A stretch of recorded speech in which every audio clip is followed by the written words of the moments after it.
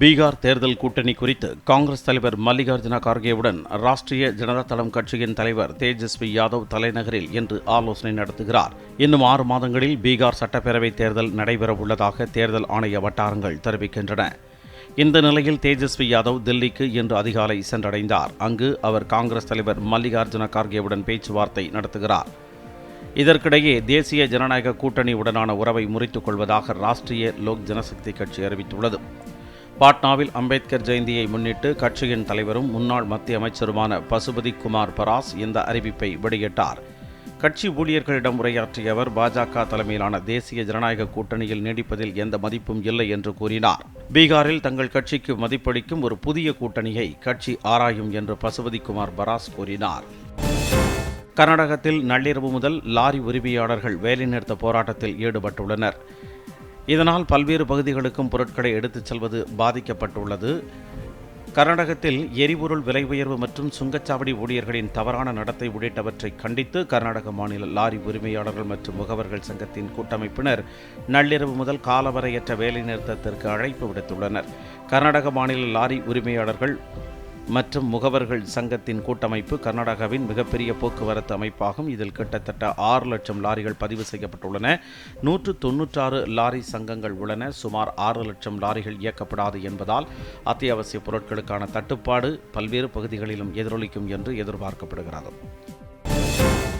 இந்தியாவில் இருந்து தனியார் நிறுவனங்கள் மூலம் ஹஜ் பயணம் மேற்கொள்ளும் பயணிகளுக்கான ஒதுக்கீடு திடீரென குறைக்கப்பட்டுள்ள விவகாரம் குறித்து சவுதி அரசுடன் பேசி விரைவில் தீர்வு காண வேண்டும் என மத்திய வெளியுறவுத்துறை அமைச்சர் ஜெய்சங்கருக்கு முதலமைச்சர் மு.க.ஸ்டாலின் வலியுறுத்தியுள்ளார்.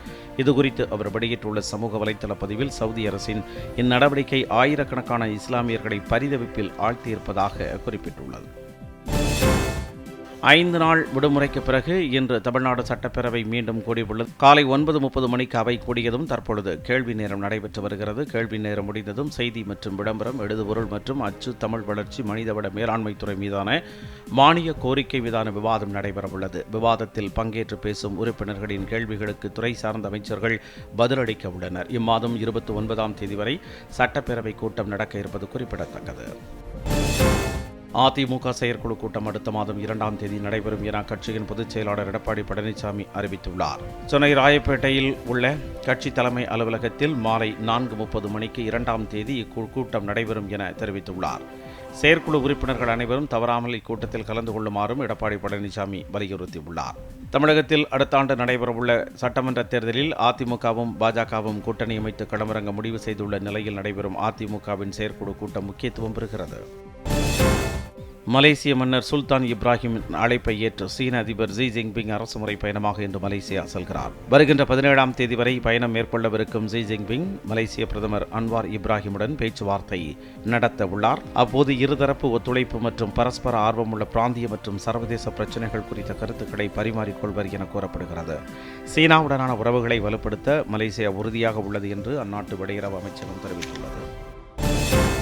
சென்னையில் ஆபரண தங்கத்தின் விலை சவரனுக்கு 260 ரூபாய் குறைந்து ஒரு சவரன் 69,760 ரூபாய்க்கு விற்பனையாகிறது. 1 கிராம் தங்கம் 35 ரூபாய் குறைந்து 8,720 ரூபாய்க்கு விற்பனை செய்யப்படுகிறது. வெள்ளி கிராம் ஒன்றுக்கு 110 ரூபாய்க்கு விற்பனை செய்யப்படுகிறது. 1 கிலோ பார் வெள்ளியின் விலை 1,10,000 ரூபாய்க்கு விற்பனை செய்யப்படுகிறது.